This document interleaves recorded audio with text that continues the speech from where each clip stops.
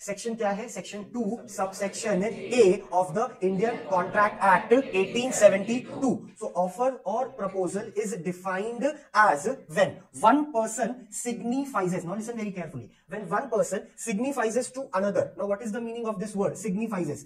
हाँ, signifies मतलब आप किसी को, हाँ बोलो, हाँ स्पेसिफिक, तो आप क्या कर रहे हो? किसी को स्पेसिफिकली ऑफर कर रहे हो, ठीक है? तो when one person signifies to another, क्या वो बताना चाह रहा है? क्या वो स्पेसिफिक कर रहा है? अपनी इच्छा, that is what called willingness. Willingness means अपनी इच्छा to do और to abstain. Abstain का मतलब क्या होता है? When you say somebody you should not do any kind of work. Restrict करना, अपने आप को आप क्या कर रहे हो? Restrict कर रहे हो, ठीक है? From doing anything with a view to obtaining the assent. Assent का मतलब होता है acceptance, approval. अंडरस्टूड? तो व्हाट द डेफिनेशन से, जब एक आदमी किसी दूसरे आदमी को अपना विलिंगनेस क्या कर रहा है? बता रहा है, या उसका विलिंगनेस क्या है कि या तो आप ये चीज करो या तो आप ये चीज मत करो, लेकिन ये डिपेंड किसके ऊपर करेगा? सामने वाले के एक्सेप्टेंस पे. That is why the sentence is written assent to that other. Other बोला तो सामने वाला. Such act is called as a proposal. Such act is called as proposal और it is called as offer. Simple as that. तो proposal क्या होता है? Offer क्या होता है? जब एक आदमी किसी दूसरे आदमी को अपनी इच्छा बता रहा है. उसकी इच्छा क्या है कि शायद आप ये काम करो, या तो उसकी इच्छा ये है कि आप ये काम मत करो, ठीक है? लेकिन करना है वो काम या वो काम नहीं करना है, ये डिपेंड करेगा सामने वाले के एक्सेप्टेंस पर, कि सामने वाला क्या एक्सेप्ट कर रहा है, वो काम करना चाह रहा है या वो काम नहीं करना चाह रहा है. अगर उसने एक्सेप्ट किया then it is called as a offer. तो हमने ये पहले पढ़ा था कि ऑफर प्लस क्या होना चाहिए? Acceptance, then only it will be called as agreement. Simple as that, ठीक है? तो offer plus acceptance is called agreement. Offer plus acceptance क्या बन जाएगा? प्रॉमिस. और डेफिनेशन क्या था एग्रीमेंट का? Every promise and every set of promise. वही बात आ गया. तो प्रॉमिस का मतलब है ऑफर प्लस एक्सेप्टेंस, तो that is equal to agreement. अगर उसी में लॉ आ गया तो फिर वो क्या बन जाएगा? कॉन्ट्रैक्ट. Simple. तो when one person signifies to another his willingness to do or abstain from doing. Abstain का मतलब restrict करना कि आप ये काम मत करो, ठीक है? लेकिन सामने वाले का क्या होना चाहिए? Acceptance. That is what called assent. तो such act is called proposal. Simple. और it is called as offer. Now, essentials of offer क्या है? अगर ध्यान से देखो तो इसने डेफिनेशन के एक एक सेंटेंस को, फीचर्स का एक एक पॉइंट बना दिया है. जैसे पहला क्या बोल रहा है? The person making the proposal और offer is called. Now this is very simple to understand, ठीक है? The sentence itself define the meaning कि जो ऑफर कर रहा है, जो प्रॉमिस कर रहा है, उसको हम क्या बोलेंगे? प्रॉमिसर, या उसको हम क्या बोलेंगे? ऑफरर. अच्छा, जो एक्सेप्ट कर रहा है उसको क्या बोलेंगे? एक्सेप्टर, या सामने वाले को हम क्या बोलेंगे? प्रॉमिसी. फेयर इनफ, ठीक है? इजी. ओके. तो सेकंड पॉइंट क्या बोल रहा है? ऑफर करने के लिए सामने वाले का मतलब थर्ड पार्टी का क्या होना चाहिए? विलिंगनेस.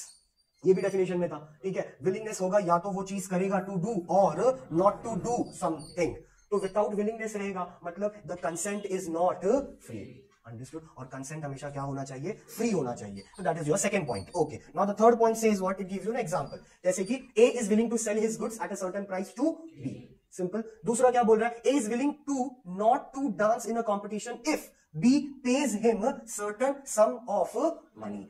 अंडरस्टूड? ये सेकंड एग्जांपल देखो. फर्स्ट एग्जांपल तो बहुत इजी है, सेकंड एग्जांपल को ज्यादा ध्यान से देखो. ए इज विलिंग, उसकी विलिंगनेस, उसकी इच्छा क्या है? Not to dance in a competition. ये उसकी इच्छा है, ठीक है? बट इफ आ गया, बट आ गया, मतलब it comes with a condition. तो इफ अगर B pay him certain sum of money, तो अगर वो मुझे पैसा देगा then I will not dance in a competition. लेकिन सर अगर पैसा नहीं दिया तो आई विल डांस. तो वो नॉट क्या हो जाएगा? यहां पर हट जाएगा.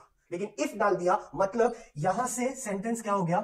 चेंज. एक कॉमा बताना. So when you want to write two sentence in one frame तो यू यूज अ कॉमा ना, ताकि दोनों सेंटेंस एक ही है, एक ही फ्रेम में जा रहा है. सिर्फ दो अलग अलग सेंटेंस है ऐसा नहीं है. सेंटेंस का वो कंटिन्यू वाला फॉर्म है, कंटिन्यूअस हम बोलते हैं ना, इसके लिए हमने बीच में क्या डाला है? कॉमा. तो यहां पर कॉमा नहीं है लेकिन हमने इफ लिखा है, मतलब it comes with a condition. Condition मतलब इफ और but.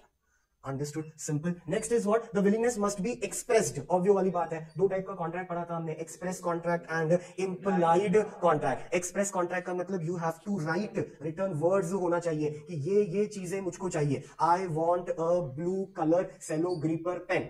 This is an express contract because I have mentioned that I want only cello gripper और उसमें भी कौन सा कलर चाहिए? Blue colour. ठीक है, that is what my express contract. Implied में क्या हो जाएगा, I go to a shop and ask him कि मुझे एक पेन दे दो। अब पेन दे दो मतलब इट्स एन इंप्लाइड कि वो पेन ही देगा, he will not give you pencil, और he will give you Lexi, he will give you Cello Gripper, he will give you Reynolds, ठीक है, नो प्रॉब्लम, बिकॉज मैंने जनरली बोला कि मुझको क्या दे दो, पेन। अंडरस्टूड, मैंने स्पेसिफाई किया नहीं है तो वो इंप्लाइड हो गया, और अगर मैंने स्पेसिफाई किया तो वो क्या हो गया, एक्सप्रेस्ड। तो वही सेम चीज है, the willingness must be expressed. आपको वो चीज चाहिए या आपको वो चीज करना है तो आपको एक्सप्रेस करना होगा with a view to obtain the assent, मतलब एक्सेप्टेंस किसका, अदर पार्टी का। Then only the offer is made. इसके लिए हर सेंटेंस में दोनों चीज लिखा है, ऑफर भी है, आपने एक्सप्रेस किया, ऑफर हो गया, और यहां पर जो एसेंट आया वो क्या हो गया, एक्सेप्टेंस। तो अगर सेंटेंस में दोनों चीज होगा, ऑफर प्लस एक्सेप्टेंस, तभी वो क्लियर होगा, नहीं तो वो तुम्हारा एग्रीमेंट होगा नहीं। अंडरस्टूड, या कॉन्ट्रैक्ट भी नहीं होगा, simple as that. Same example दिया है, A tells B that he desires to marry but by the end of 2022 it does not constitute an offer of marriage by A to B, because ये सिर्फ क्या है, हाँ mention नहीं किया अभी तक मैंने। Therefore, to constitute a valid offer, इसी को तुम वैलिड तरीके से बोलो, valid offer, expression of willingness must be made to obtain the acceptance of other. Understood? If in the above example A further add will you marry me, then it will constitute an offer. Desire to marry and I want to marry to you, that's it, both are different point. ठीक है, मैंने बहुत specific किया, इसके लिए will you marry me, that's an offer. Understood, that's an offer. नहीं तो पहले वाला क्या था, सिर्फ एक डिजायर, स्पेसिफिक नहीं है वो, और इसमें हमने स्पेसिफिक किया है, तो ये ऑफर लगता है। जैसे ना दो टाइप के ऑफर होते हैं, एक होता है नॉर्मल ऑफर और एक होता है इन्विटेशन टू ऑफर। इन्विटेशन आगे है टाइप्स टू ऑफर में, invitation to offer, no this is very different thing. Invitation to offer का मतलब अलग है, जैसे कि फॉर एग्जाम्पल कंपनी पता है, ओके, कंपनी क्या बेचता है अपार्ट फ्रॉम प्रोडक्ट, हाँ shares. Company apart from product, company क्या बेच रहा है, शेयर्स, ठीक है। तो रूल बोलता है कंपनीज एक्ट अकॉर्ड 2013 का कि अगर कंपनी को शेयर्स इशू करने का है तो it is very much mandatory that company should issue, हाँ, to whom, to the public और टू दी, हाँ शेयर होल्डर नहीं, पब्लिक। शेयर होल्डर कभी होगा जब भी वो शेयर खरीद लेगा तब, अभी शेयर खरीदा नहीं है तो हमारी तरह वो नॉर्मल पब्लिक है। तो it is a rule of Companies Act 2013 कि whenever company wants to issue a shares in the market for getting capital, the company should issue prospectus to the public. Now what is a prospectus? Prospectus क्या है? Prospectus is a written information. It is an invitation letter. ये prospectus का definition है. That prospectus is an invitation letter issued by the company to the public. When you say invitation letter, what does it mean? It means कि ये तुमको invite किया जा रहा है कि देखो हम shares बेच रहे हैं. If you are okay with our company, ठीक है, then you purchase my shares. If you are not okay with my company, don't purchase it. I am not forcing you कि नहीं आपको मेरे कंपनी का शेयर खरीदना ही है, ऐसा मैंडेटरी नहीं है। आप मेरा प्रोस्पेक्टस पढ़ो, अगर आपको लगता है that company is suitable, company is profitable, company has a good vision, company has a good mindset, company produce a good product, company has a goodwill in the market, अगर ये सब तुमको लग रहा है then you invest in my company, otherwise you won't. तो just by issuing a prospectus to you does not mean that I am offering to you, it is just a invitation to offer. इसको और simple way में समझो कि classes में आके information लिया किसी बैच का, किसी स्ट्रीम का, किसी कोर्स का, इसका ये मतलब नहीं होता है कि मैं तुम्हारे यहां पर एडमिशन लूंगा। Did you understood what I have told you? पक्का ये समझा क्या? सीरियसली मैं आके इन्फो ले रहा हूं, तो इंफॉर्मेशन लेने का मतलब ये नहीं है कि मैं तुम्हारे यहां पर एडमिशन लूंगा। I have just came here to find out कि जो कोर्स मुझे चाहिए वो कोर्स आप सेल करते हो क्या, आपके क्लास में वो कोर्स पढ़ाया जाता है क्या, तो कितना फीस है, कौन पढ़ाता है, ठीक है, इतना इंफॉर्मेशन मैंने लिया और मैं चला गया। ठीक है, सामने वाले ने मुझे प्रोस्पेक्टस दिखाया कि देखो ये हमारे कॉलेज का, ये हमारे क्लास का क्या है, प्रोस्पेक्टस, ठीक है, बट प्रोस्पेक्टस लिया इसका ये मतलब नहीं होता है कि मैं एडमिशन भी लूंगा। Try to understand, both are different thing. ठीक है, लॉ के नजर में just invitation to offer is not an offer, it's just a invitation. जैसे कि टीवी पर एडवर्टाइजमेंट दिखाता है ना, तो हम टीवी पर जितना भी एडवर्टाइजमेंट देखते हैं हम सब प्रोडक्ट परचेस कर लेते हैं क्या? क्यों? आए दिन हम टीवी पर बहुत एडवर्टाइजमेंट देख रहे हैं, ठीक है, हर कंपनी का एडवर्टाइजमेंट देख रहे हैं, तो इसका मतलब हर कंपनी का प्रोडक्ट हम परचेस कर रहे हैं क्या? नहीं। क्यों नहीं कर रहे हैं? बिकॉज हमारी नीड नहीं है। सिंपल ना, बिकॉज हमारी नीड नहीं है, हमारी वांट नहीं है। नीड होगा सर तो हम परचेस कर लेंगे, बट इस समय हमारी नीड नहीं है तो हम परचेस करने वाले Did you understood? So just by seeing the advertisement in the TV does not mean that I will going to purchase the product. पक्का ये समझा क्या मैंने क्या बोला? तो इन्विटेशन टू ऑफर मतलब है it is just a information which is I am giving to you, but इसका ये मतलब नहीं कि तुम मेरे ऑफर को एक्सेप्ट करोगे, ठीक है? जैसे तुम यहां पर आए, सीए फाउंडेशन का इंफॉर्मेशन लिया, फिर उसके बाद में तुम एडमिशन लिया, नाउ आई कैन से जो मैंने ऑफर किया था वो तुमने क्या किया है, एक्सेप्ट किया है। अगर तुम एडमिशन नहीं लेता तो सिर्फ ऑफर रहता, एक्सेप्टेंस रहता नहीं। तो इसका ये मतलब नहीं कि कल से मैं प्रोस्पेक्टस देना बंद कर दूंगा या कल से मैं किसी और बच्चों को पिच नहीं करूंगा फॉर सीए। तुम नहीं आया तो कोई और आएगा।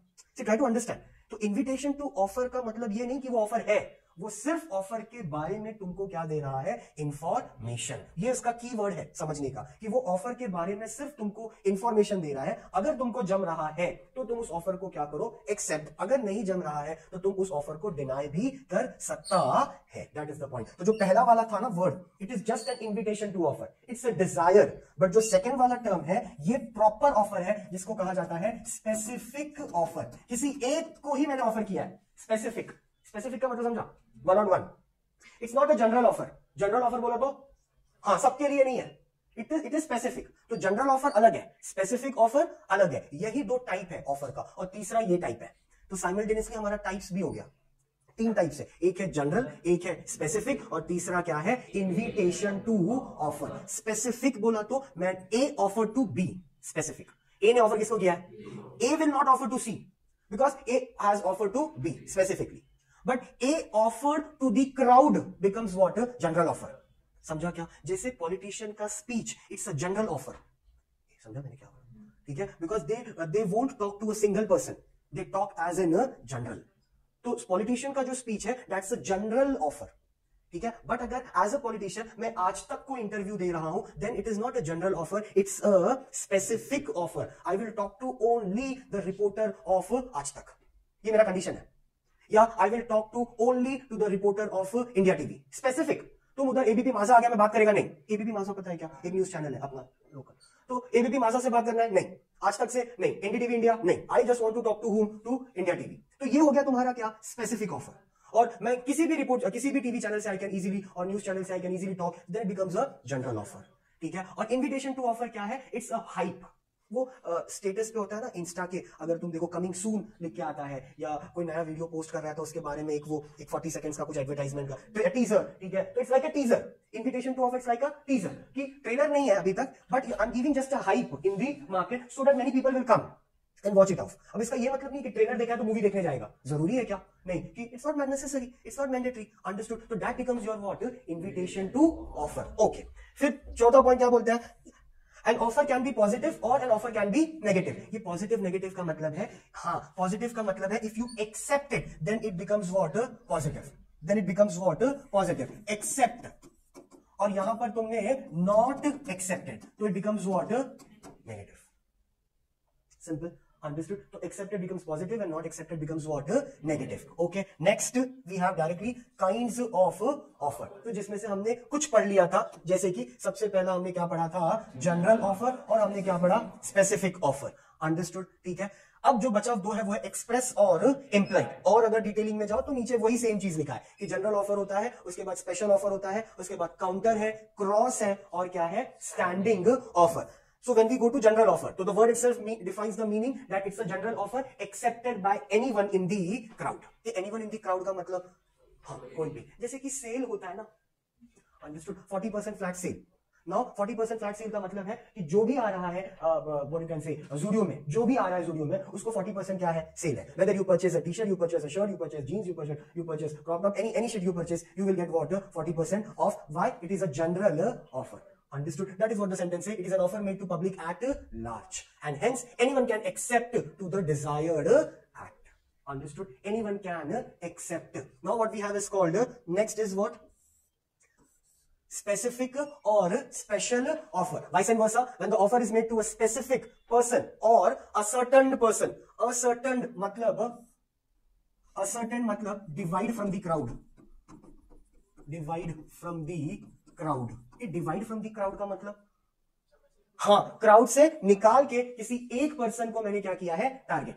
There's a again subject called, I mean there's a, sorry not a subject, हाँ topic called sales of goods act 1930, उसमें ये वर्ड वापस आएगा। Ascertain, certain goods, ascertain goods, specific goods. Goods का भी बहुत टाइप होता है, वो टॉपिक ज्यादा जरूरी है, because when you go for an audit and you go for a balance sheet, तो बैलेंस शीट में एसेट आता है, एसेट्स में तुम क्या लिखता है, गुड्स। ये गुड्स एसेट है ना, तो it is a which type of goods, वो सीईओ को पता होना चाहिए कि विच टाइप का गुड्स है ये जेनेरिक गुड्स है क्या, ये फ्यूचर गुड्स है क्या, ये स्पेसिफिक गुड्स है क्या, ये असर्टन गुड्स है क्या, कौन से टाइप का गुड्स है। और जब गुड्स है मतलब दो लोग होगा, कोई तो कंपनी कच्चा माल किसी से तो खरीदेगा ना, कंपनी रॉ मटेरियल खुद तो बना नहीं रहा है, अंडरस्टूड, तो कंपनी ने सप्लायर से रॉ मटेरियल खरीदा, अब आ जाएगा तुम्हारा कॉन्ट्रैक्ट। तो सीए का काम ये है कि उसको पूछना कि आपने जो रॉ मटेरियल परचेस किया है किससे परचेस किया है, मुझे उसका वाउचर बुक दिखाओ। कौन सा बुक दिखाओ, वाउचर बुक। ये वाउचर बोला तो हाँ बिल, बिल रहता है ना, थोड़ा सा हाईफाई इंग्लिश में बात किया सोफिस्टिकेटेड में, then it is called invoice. या और थोड़ा सा सोफिस्टिकेटेड भाषा में बात करने चला गया तो it is called bill of lading, it is called bill of lading, understood. और थोड़ा सा सोफिस्टिकेटेड वर्ड्स में बात करने को चला गया तो then it is called bill of invoice, BI बोलते हैं, but this all term are used in operations, bills of invoice. Simple है, इतना हाईफाई जाने का जरूरत नहीं है, एकदम चीप लेवल पे आके बात करना है तो पाउती है, ठीक है, अंडरस्टूड, ठीक है। या रिसीट बोलो, रिसिप्ट नहीं, it's called receipt, P silent है, अंडरस्टूड। रिसीट बोलो या पाउती बोलो या anything you can say, understood. हाँ ओके, बट गर्म भी तो हो रहा है ना साथ में, तुम इधर बैठ जाओ जहां पर कंफर्टेबल है, बट कहां बैठेगा, okay fine, give me 5 to 10 minutes, थोड़ा सा कूलिंग हो जाए इसके लिए। तुमको ठंडी लग रहा है बट इधर पे नहीं, फैन चालू होगा तो आवाज आएगा बेटा, इसमें रिकॉर्ड नहीं हो पाएगा, इसके लिए फैन चालू नहीं करते।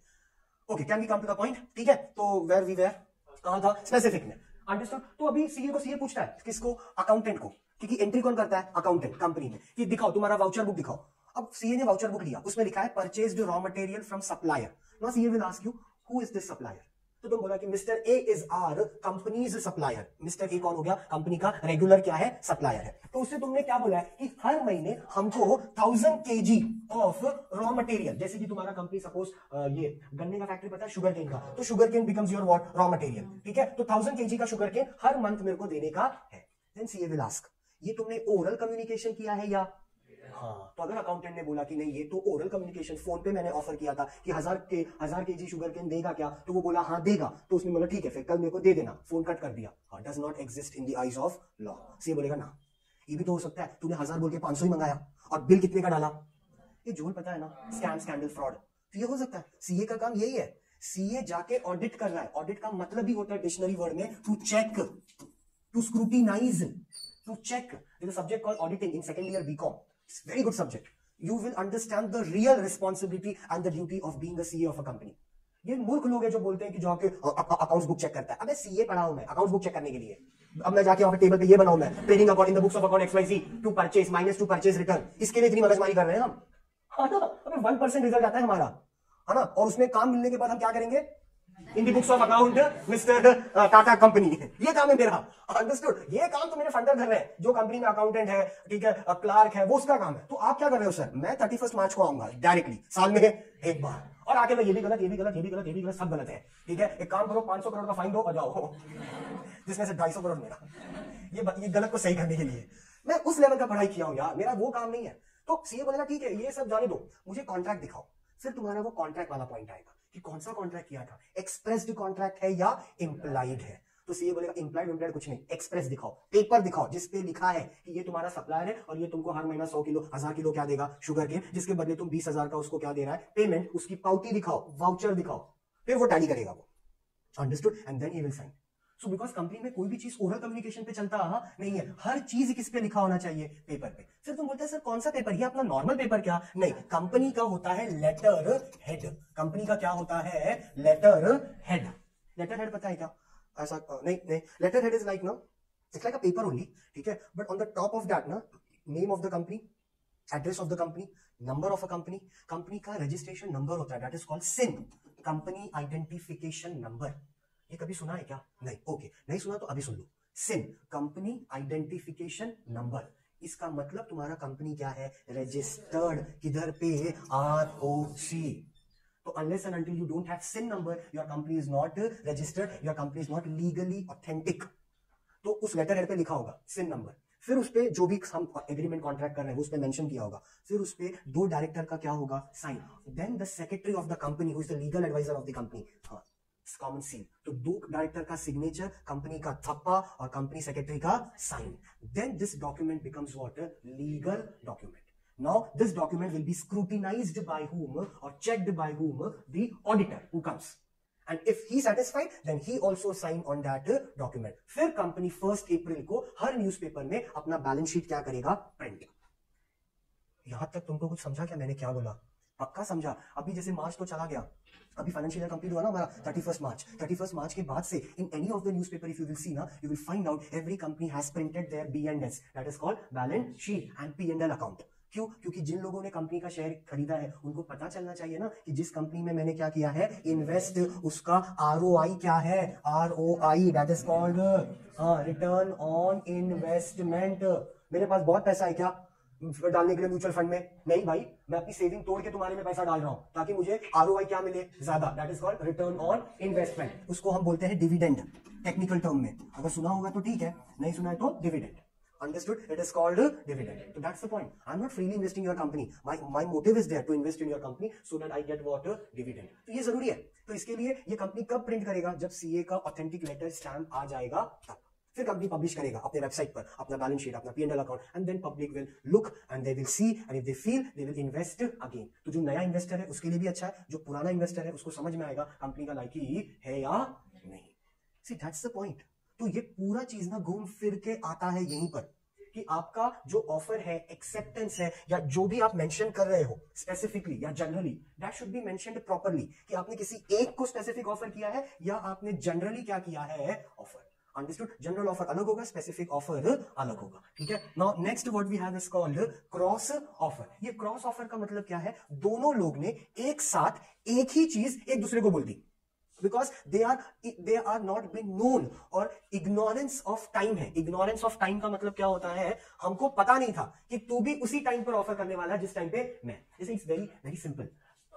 I offered him a pen of 2 rupees, he also offered me the same pen of then it becomes what, simple. It's ऐसे समझो, ज्यादा उसमें फॉर मत लगाओ. ठीक है. It will be easy for you. So when two parties exchange, खत्म. आइडेंटिकल का मतलब क्या है, सेम. क्यों हो रहा है ऐसा, क्यों हो रहा है, इग्नोरेंस एट द टाइम. हमको नहीं पता कि तू भी उसी टाइम पे ऑफर करेगा, मैं भी उसी टाइम पे क्या कर रहा हूं, ऑफर कर रहा हूं. Each other offer, the offer are called as a cross offer. Simple. Understood. ठीक है. Next what we have is called counter offer. Counter offer is again very simple. Counter offer का मतलब क्या है कि best example you can take a fashion street. तो you go there and you purchase a jeans costing ₹1000. तो he said $1000 and you say no, $1000 नहीं, 250. So he will say what kind of bargaining is this? ठीक है. 1000 से सीधा किधर आ गया, 250 पे. बोला नहीं पड़ेगा नहीं. तो वो बोला नहीं, 500.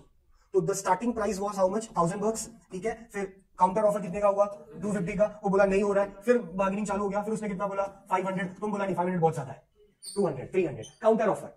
अभी तक प्राइस डिसाइड हुआ नहीं है. फिर एक प्राइस डिसाइड हुआ ना, आपका ना मेरा, 500 में क्या करूं, done. So what is the price of that goods, 500. तो दोनों का एक्सेप्टेंस, ऑफर एक्सेप्टेंस कितने भाव पर हुआ, 500 पे. बात खत्म. ठीक है. ऐसा भी तो हो सकता है 500 में सेट हो गया, फिर भी मेरे को जीन्स पसंद आया नहीं क्योंकि वो थोड़ा कम फटा हुआ था. तो मैं बोला, तुम समझ गया क्या, okay. Beauty with smartness, lethal combination. ठीक है. तो तुम बोला नहीं मेरे को पूरा चाहिए, तो तुम बोला sorry it is not my expertise. ठीक है. तो हमने वो 500 पे होने के बाद भी मैंने वो प्रोडक्ट खरीदा नहीं. I move to the next shop. Can happen. फिर वहां पर सेम चालू हो गया. कितने का, बोला 1000. नहीं, वो अंकल तो 500 में दे रहा है. Counter offer. तो unless and until the amount is not set, the counter offer starts. ठीक है. And starts and. जैसे कि तुम शेयर प्राइस ले लो, वो भी वैसे होता है ना, फ्लक्चुएट होता रहता है. Understood? Up and down. So that is what called your counter offer. Simple as that. It's easy to understand. Okay. Now we'll move to the next, which is called standing offer or continuing offer, which is again exactly same as your general offer, which is exactly same as your it is open to everyone. General offer भी ऐसी था ना, the offer is open to everyone. जिसको भी, जैसे मेला लगता है, जिसको भी आने का है आओ, सामान खरीदो. नहीं आने का है तो बाहर से देख के चले जाओ, नो प्रॉब्लम. तो योर स्टैंडिंग और continuing offer is also exactly what your general offer. Simple, clear, any doubt? यहां तक समझा क्या, पक्का? एवरीवन टाइप्स ऑफ ऑफर समझा. ठीक है. Now what we have is called essentials of a valid offer. Simple चीज है. सी व्हेन वी से ना the offer must be, so essentials of offer में सबसे पहला जो था that should it create a legal relation, मतलब वही दोबारा चीज है कि सोशल एग्रीमेंट पे हो सकता नहीं है, ठीक है, okay. The second thing is what ना, इट शुड बी सर्टन बोला तो it should be for a specific period of time. Offer कब तक वैलिड है सर, ये भी तो होना चाहिए ना, तो आज जिंदगी थोड़ी वैलिड रहेगा। So you take a loan from a bank, home loan, it is valid for a specific period of time ना, कि 100 साल तक तुमको बैंक लोन देता है कि आराम से भरो। अरे नहीं, 30 years is the max. 30 years में तुमको होम लोन क्या करना है अपना, clear off at any cost, otherwise you don't take only. It is the logic. इसके लिए जो यंग बॉय लड़का लड़की रहता है ना, जैसे ही they got settled in their life at the age of 23-24, the first thing what they do is purchase a home, because bank को पता है 23-24 साल का लड़का लड़की है, इसको अभी तक जितना जॉब करने का है, हाँ 23 - 60 जो भी अमाउंट आएगा कितना आ रहा है, 37 ईयर्स तक ये नौकरी करने वाला है। मतलब इसको महीने का क्या मिलने वाला है, पगार, सैलरी। इसको लोन पहला दे, क्योंकि इसका जॉब पीरियड का स्पैन क्या है। See, I'm giving you a life coach advice for your life. Need to understood. तो जैसे तुम सेटल हो गया 23-24 में ना, you become a CA, first what you think do, purchase a home. Because अपने को बेनिफिट ज्यादा मिलेगा क्योंकि हमारी एज क्या है, अंडरस्टूड। तो बैंक में दो लोग जा रहे हैं, एक तुम जा रहे हो 23-24 पे और एक मैं जा रहा है 32 पे, तो बैंक पहले बोलेगा इसको दे, किसको, 23 वाले को, क्योंकि इसको नौकरी का टाइम ज्यादा है। मेरे को तो 32 या 60 किया तो कितना हो जाएगा, तुमसे कम ही है, तुमसे कम है। तुमको 32 था, मेरे को 28 कुछ है, 4-5 साल। ये इस आदमी को 30 साल के लिए लोन देगा तो इसका नौकरी 28 साल तक है, ये कैसे भरेगा EMI 2 साल का। इसको दे, इसका 37 ईयर्स का नौकरी है। हमारा होम लोन का लास्ट कितना है, 30, उसके बाद भी 7 साल तक आदमी काम करने वाला है। तो फायदा किसको है लोन देने में, मेरे को या तुमको। तो ये लॉजिक है बैंक का। तो जो यंग एज लोग हैं वो थोड़ा अपना खर्चा कम करके होम लोन में क्यों डाल देते हैं, क्योंकि उनको पता है कि घर हो गया ना, कुछ भी हो सकता है लाइफ में, at least you have a shelter to leave. Understood, see that's the logic. इसके लिए people are keen interested to purchase a home at a very young age, मतलब when they got settled in their life. तो the first thing what they do is called home loan. और उसको फिर वो 30 साल तक नहीं लेगा, बैंक बोलेगा इसको कम में लेके फटाफट क्या करो, इसको जल्दी लो क्योंकि इसका एज क्या है, कम है। Same goes for insurance also.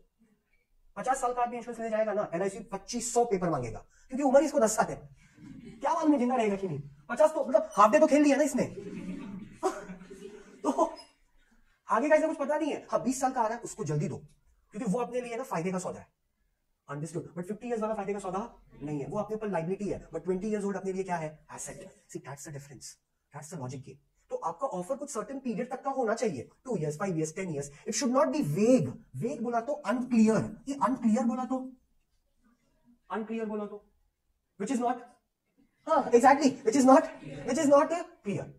तो मुझे ना एग्जैक्टली समझ में नहीं आ रहा आपने लिखा क्या है आपके कॉन्ट्रैक्ट पेपर पे। द पीपल और the species on this earth who uses this type of text should be boycotted from the whole metaverse. Planet भी नहीं, पूरा के पूरा मेटावर्स को क्या कर देना चाहिए, boycott. Because this 3 word of the big shit does not mean whether the person wants to talk to me और not. What does this mean, understood? It is not even a word, it's a sound. Did you understood? See, did you understood? It's a sound. It's not even a word. It's not even a language. It's a sound. But people use it. No problem. ठीक है? It's very unclear. It's vague.